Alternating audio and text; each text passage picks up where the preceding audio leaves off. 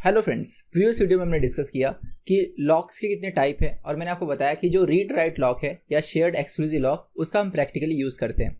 दोस्तों वो जो लॉक है रीड राइट लॉक या शेयर्ड एक्सक्लूसिव लॉक उसे यूज़ कैसे करना है ये बहुत ही ज़्यादा मैटर करता है, क्योंकि आपका जो शेड्यूल है वो serializable होगा कि नहीं होगा ये टोटली डिपेंड करता है कि आपने लॉक को कैसे यूज़ किया हुआ है। मतलब लॉक करने की जो एक्टिविटी है और अनलॉक करने की एक्टिविटी है उनका जो सीक्वेंस है दोस्तों वो एक्चुअली में सीरियलाइजेबिलिटी को डिसाइड करेगा। कैसे, इसे हम लोग एक एग्जाम्पल के जरिए समझते हैं तो आपको शायद बेहतरीन समझ जाए कि क्यों लॉकिंग और अनलॉकिंग का जो सीक्वेंस है वो बहुत ही ज़्यादा मैटर करता है सीरियलाइजेबिलिटी को डिसाइड करने में। तो दोस्तों यहाँ पर हमारे पास दो ट्रांजेक्शन है, उनमें जो एक्टिविटीज है उन्हें कैसे अनलॉक और लॉक किया जा रहा है उसे यहाँ पर मैं आपको दिखा रहा हूँ। तो देखिएगा T1 में दोस्तों हमारे पास जो है सबसे पहले रीड लॉक फंक्शन कॉल हो रहा है। ये क्यों कॉल हो रहा है? To acquire lock on Y. Okay, तो वाई पे लॉक एक्वायर किया गया, फिर वाई पे रीड परफॉर्म किया जाएगा, वाई को अनलॉक किया गया, फिर राइट लॉक दोस्तों एक्स पे एक्वायर किया गया, एक्स को रीड किया गया, एक्स को अपडेट किया गया, एक्स को राइट किया गया, अनलॉक एक्स किया गया। समझ गए? मतलब एक्स को यूज करने के पहले एक्स को लॉक किया, यूज होने के बाद उसे अनलॉक किया, वाई को यूज करने के पहले वाई को लॉक किया, यूज करने के बाद अनलॉक किया। आई होप आपको समझ गया। तो सीक्वेंस कैसा है? लॉक अनलॉक लॉक अनलॉक, मतलब कैसा है? अल्टरनेट लॉक अनलॉक अनलॉक है, राइट। मतलब ये वेरिएबल का देखो, आप अगर अच्छे से देखोगे दोस्तों ये जो वेरिएबल है इसका ये जो y वेरिएबल है, सॉरी ये जो y वेरिएबल है इसका यूज हमें रीड करने के लिए चाहिए। तो रीड करके हो गया तो उसे अनलॉक कर दिया गया, ठीक है। अब वो रीड हो चुका है तो उसको यहाँ पे डायरेक्टली यूज कर लिया गया। ओके, और वैसे दोस्तों यहाँ पर क्या हो रहा है कि x का यूज किया गया रीड करने के लिए, तो पहले लॉक किया गया x को, रीड लॉक ऑन x, फिर अनलॉक कर दिया गया x को, फिर दोस्तों right lock on y acquire किया गया, y को रीड किया गया, y को अपडेट किया गया, y को राइट किया गया, फिर y को अपडेट किया, मतलब यहाँ पे अनलॉक किया गया, सॉरी। तो यहाँ पे आप देख रहे हो यहाँ पर भी सीक्वेंस कैसा है? x को लॉक करना, x को अनलॉक करना, x को y को लॉक करना, y को अनलॉक करना, मतलब अल्टरनेट क्या हो रहा है? लॉक अनलॉक हो रहा है। तो देखो इसकी वजह से जो प्रॉब्लम क्रिएट होगी ना ये मैं आपको यहाँ पर शो करता हूँ।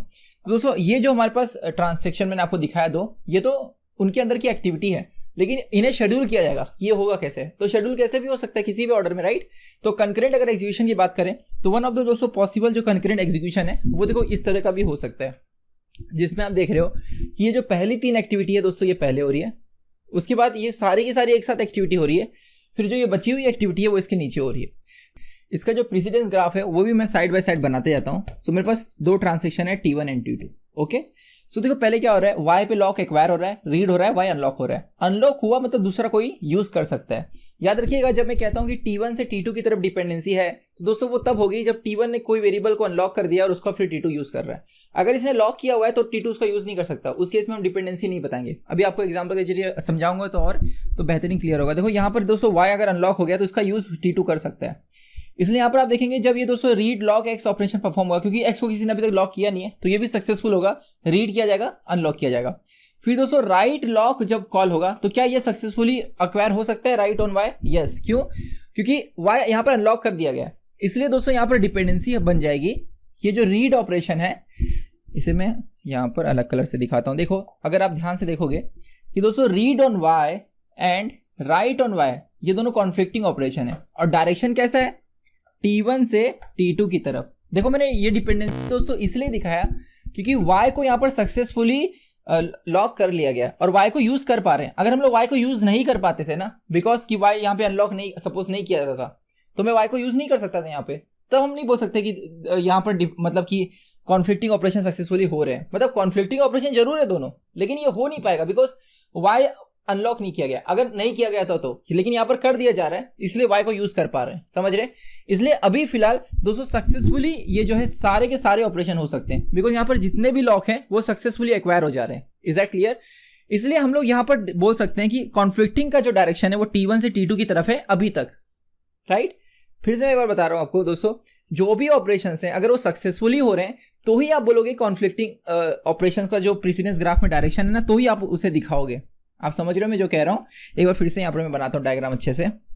लिसन, मैं आपसे ये कह रहा हूं कि अगर मेरे पास दो ट्रांजैक्शन है T1 एंड T2 और मैं कह रहा हूं कि डिपेंडेंसी जो है दोस्तों T1 से T2 की तरफ है, मतलब कॉन्फ्लिक्टिंग ऑपरेशंस का जो डायरेक्शन है वो T1 से T2 की तरफ है। इसका मतलब क्या होता है? इसका मतलब ये होता है कि भाई जो कॉन्फ्लिक्टिंग पेयर्स हैं जैसे रीड वाई और राइट वाई, इसमें रीड पहले हो रहा है फिर राइट हो रहा है मतलब सक्सेसफुली हो रहा है ना। अगर हो ही नहीं पाए तो आप कैसे ये एरो दिखा सकते हो? समझे? तो अगर दोस्तों लॉक सक्सेसफुली एक्वायर हो रहा है तो ही हम डिपेंडेंसी को यहाँ पर दिखा सकते हैं, नहीं तो आप नहीं ऐसे नहीं बस बोल सकते हो कि रीड वाई और राइट वाई चलो यहाँ से यहाँ डिपेंडेंसी है। नहीं, वो हो रहा है तो ही, नहीं हो रहा है तो नहीं दिखाना है। अच्छा, अगर आपको इतना समझ चुका है तो देखो यहाँ पर दोस्तों अनलॉक कर दिया जा रहा है y को, यहाँ पे अनलॉक x को कर दिया जा रहा है। इसलिए इस पॉइंट पे आके जब right lock on x acquire होगा तो ये सक्सेसफुली होगा बिकॉज x को यहाँ अनलॉक कर दिया गया था। सो रीड होगा x अपडेट होगा x राइट होगा x अनलॉक होगा, राइट। अब दोस्तों यहाँ पर आप देखोगे यहाँ पर भी कॉन्फ्लिक्टिंग डायरेक्शन आप देख रहे हो कि रीड x है दोस्तों और ये राइट यहाँ पर x है, राइट। और दोनों दोस्तों सक्सेसफुली हुए हैं, इसलिए कॉन्फ्लिक्टिंग डायरेक्शन क्या है, T2 से T1 की तरफ। और आप देख रहे हैं यहाँ पर प्रेसिडेंस दोस्तों जो ग्राफ है, प्रेसिडेंस जो ग्राफ है उसमें साइकिल बन गई, राइट। और ये दोस्तों साइकिल बन गई तो मतलब ये कॉन्फ्लिक्ट सीरियलाइजेबल नहीं हुआ, इवन ये व्यू सीरियलाइजेबल भी नहीं है। और ऐसा हो क्यों रहा है, अगर आप थोड़ा सा ध्यान से देखोगे कि जैसा कि मैंने आपको थोड़ी देर पहले बताया कि ये इसने जो है रीड करके इसे अनलॉक कर दिया, जिसकी वजह से दोस्तों ये उसका यूज कर पा रहा है। अगर सपोज ये अनलॉक नहीं करता था, अनलॉक अगर ये नहीं करता था दोस्तों, तब क्या इसका यूज कर पाता था? नहीं। तब ये दोस्तों ये डायरेक्शन भी नहीं बन पाती थी, ये जो साइकिल बना रहा है ना ये एरो, ये नहीं बन पाता था। मतलब ये प्रॉब्लम ही क्रिएट इसलिए हो रही है क्योंकि जो अनलॉकिंग है दोस्तों बहुत जल्दी कर दिया जा रहा है। ये जो सीक्वेंस है ना, लॉक अनलॉक लॉक अनलॉक, यही गलत है। तो अगर इस सीक्वेंस को चेंज करके कुछ ऐसा कर दें कि पहले हम लॉकिंग फॉलो करेंगे और फिर उसके बाद अनलॉकिंग फॉलो करेंगे, मतलब किसी भी चीज को अनलॉक शुरू में नहीं किया जाएगा जब तक सारे टाइप्स के लॉक एक्वायर ना हो जाए। समझने की कोशिश कीजिएगा मैं जो आपको कह रहा हूं कि जितने भी टाइप्स के आपको लॉक चाहिए, we require in T1 we require lock on y and x। तो पहले लॉक ऑन y और x एक्वायर किया जाएगा और फिर एक्वायर कर लिए उसके बाद अनलॉकिंग किया जाएगा। मतलब ऐसा कोई भी नहीं होगा कि एक तरह का लॉक एक्वायर हो रहा है और वहां पर दोस्तों वो रिलीज भी हो रहा है, उसके बाद दूसरे तरह का लॉक एक्वायर हो रहा है। ये सीक्वेंस की वजह से एक्चुअली में प्रॉब्लम क्रिएट हो रहा है। वो इसलिए दोस्तों आप देखोगे दोनों ही एरो की बात करें, देखो साइकिल बन रहा है ये दोनों एरो की वजह से, है ना। अगर एक भी डिलीट कर दो तो साइकिल नहीं बनेगा। तो दोस्तों ये डिपेंडेंसी इसलिए क्रिएट हुई T1 से T2 की तरफ बिकॉज y को यूज करके यहाँ पे अनलॉक कर दिया गया। अगर अनलॉक नहीं किया जाता तो दोस्तों ये जो रीड y से राइट y की डिपेंडेंसी है क्या बन पाती थी? नहीं, क्योंकि अगर अनलॉक ही नहीं होगा तो यहाँ पर वो यूज ही नहीं कर पाता था, यस और नो। इसलिए ये ऑपरेशन एग्जीक्यूट ही नहीं हो पाता था जब तक y रिलीज ना हो जाए। Is it clear? तो इसलिए सिंपल सी बात है कि अगर मुझे ये साइकिल को हटाना है तो अर्ली अनलॉकिंग को हटाना होगा। मतलब ये जो हम तुरंत अनलॉक कर दे रहे हैं, ऐसा ना करके पहले मुझे जिन जिन चीजों की जरूरत है उन्हें लॉक एक्वायर किया जाए और उन्हें यूज किया जाए, उसके बाद अनलॉक किया जाए।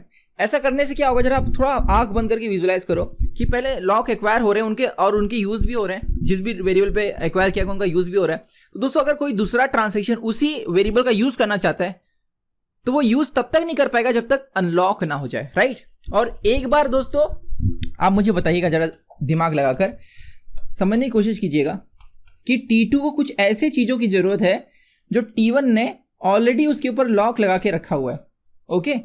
तो T1 उसका यूज कर रहा है, T2 को तब तक नहीं मिलेगा जब तक T1 उसको अनलॉक ना कर दे। अब मैं आपको क्या कह रहा हूं कि एक पॉइंट पे आकर T1 ने अनलॉक कर दिया, एक पॉइंट पे आकर T1 ने अनलॉक कर दिया, फिर T2 उसका यूज कर सकता है ना। तब दोस्तों जो डिपेंडेंसी है वो कैसी होगी, T1 से T2 की तरफ। मतलब T1 ने पहले यूज कर लिया, अब T2 यूज करेगा तो कॉन्फ्लिक्टिंग अगर पेयर रहेगा भी तो डायरेक्शन कैसे रहेगा, T1 से T2 की तरफ, यस और नो। क्या फिर T2 से T1 की तरफ डिपेंडेंसी बन सकती है? तो जरा हम लोग इसके ऊपर सोचते हैं दोस्तों, क्या वो हो सकता है क्या T2 से T1 की तरफ क्या डिपेंडेंसी बन सकती है? तो आपको यह समझना होगा दोस्तों कि अगर T2 से T1 की तरफ डिपेंडेंसी बनती है, गिवन दैट उसने लॉक अनलॉक कर दिया है ना, तो दोस्तों वो लॉक्स को तभी अनलॉक करेगा जब उसको आगे यूज नहीं होगा। तो आगे डिपेंडेंसी बनने की दोस्तों चांसेस ही नहीं आते हैं, क्योंकि अनलॉकिंग ही तब किया जाएगा जब उसने उसका यूज कर लिया है। और अगर आगे वो यूज कर रहा है तो उसने अनलॉक क्यों किया, यस और नो। आप समझ रहे हो मैं क्या कह रहा हूं? तो इसलिए दोस्तों कि एक बार अगर T1 से T2 की तरफ डिपेंडेंसी बनती है वो तभी बनेगी जब T1 ने अनलॉक कर लिया। और अगर उसने अनलॉक कर लिया फिर वो आगे लॉक एक्वायर नहीं करेगा, किसी भी टाइप का लॉक एक्वायर नहीं करेगा। उसको जो भी चाहिए उस पहले सब वो लॉक एक्वायर कर रखेगा। और उसके अगर उसने एक भी अनलॉक किया किसी भी वेरिएबल को तो दोस्तों उसके बाद सिर्फ अनलॉकिंग ही फॉलो हो सकता है, लॉकिंग कोई भी वेरिएबल पे नहीं हो सकता, समझे।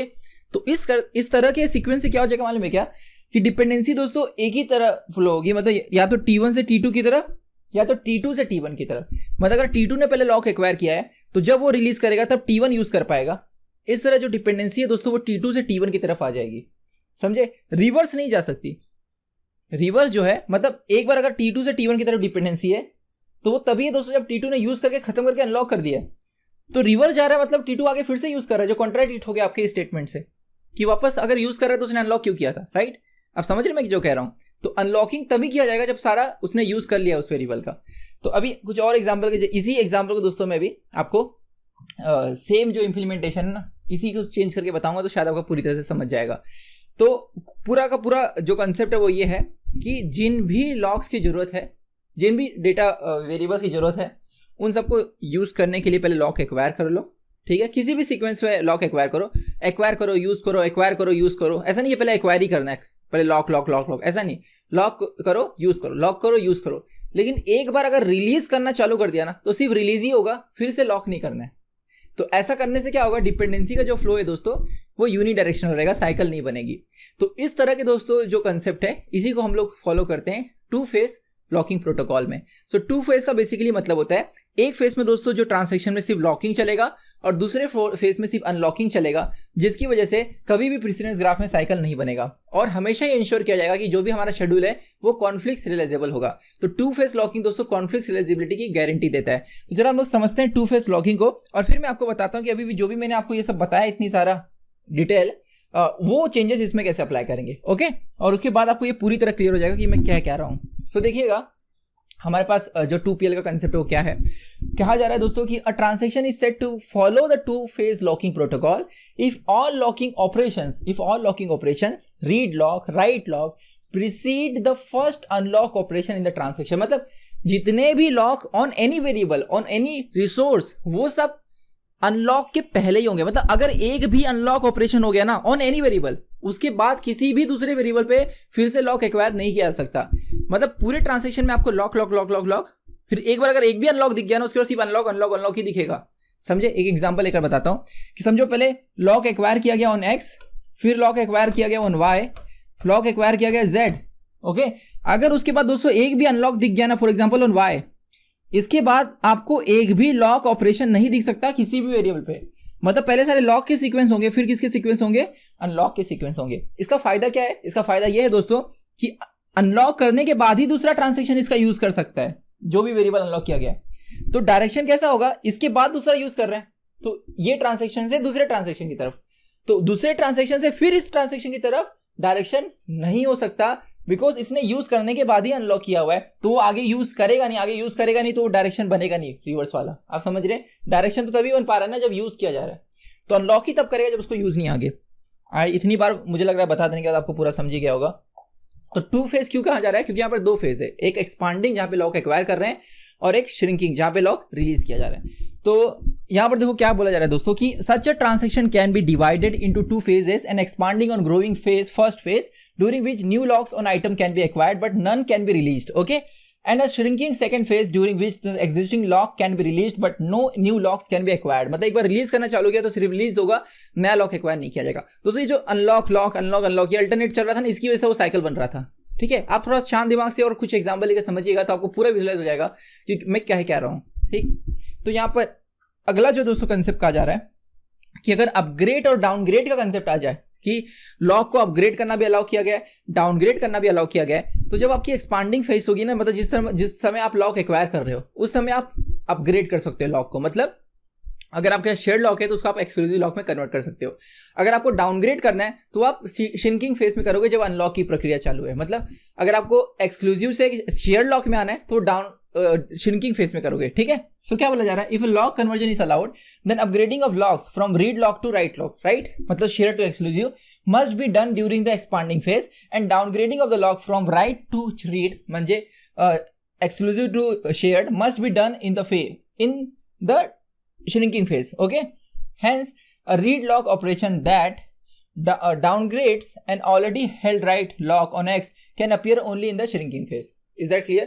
तो आई होप आपको अच्छे से समझा कि shrinking phase क्या होता है एंड यहाँ पर एक्सपांडिंग फेज क्या होता है। अब दोस्तों इसे हम एक एग्जांपल के जरिए समझते हैं ताकि आपको समझ में आए कि 2PL एक्चुअली में कहते किसे हैं। मतलब सीनारियो आपको अगर दिखेगा तो पहचानो कैसे कि गिवन शेड्यूल 2PL को फॉलो कर रहा है कि नहीं कर रहा है। तो वही जो एग्जांपल हमने पहले लिया था ना उसी को मैं फिर से दिखा रहा हूँ। तो देखो यहाँ पर दोस्तों क्या हो रहा है, ये पूरा का पूरा जो ट्रांजैक्शन है सेम प्रीवियस वाला जहां पर हमने देखा कि गलत हमें मतलब सीरियलाइजेबल नहीं मिल रहा था शेड्यूल। तो यहाँ पे आप देख रहे हो कि पहले रीड लॉक एक्स वाई पे दोस्तों एक्वायर किया जा रहा है, वाई को यूज कर रहे हैं, फिर राइट लॉक एक्स पे राइट लॉक एक्वायर कर रहे हैं। अब आप देखोगे इसके बाद दोस्तों कि यहां पर लॉक एक्वायर किए जा रहे हैं, तो ये जो यहां तक की प्रक्रिया है ये है दोस्तों एक्सपांडिंग फेज। क्या है ये?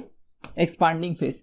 इसके बाद अगर देखो एक भी अनलॉक दिख गया ना, यहां पे देखो वाई को अनलॉक कर दिया गया, इसके बाद दोस्तों आपको सिर्फ अनलॉक दिखेगा, लॉक कहीं पर भी नहीं दिखेगा। तो यहां से शुरू हो जा रहा है shrinking phase. Is that clear? तो आई होप आपको अब समझ रहे हैं। तो सीधी सी बात है यार कि अगर आप एक बार लॉक एक्वायर कर रहे हो ना, एक बार एक भी अनलॉक दिख गया, उसके बाद सिर्फ अनलॉक ही दिखेगा, लॉक नहीं दिखेगा।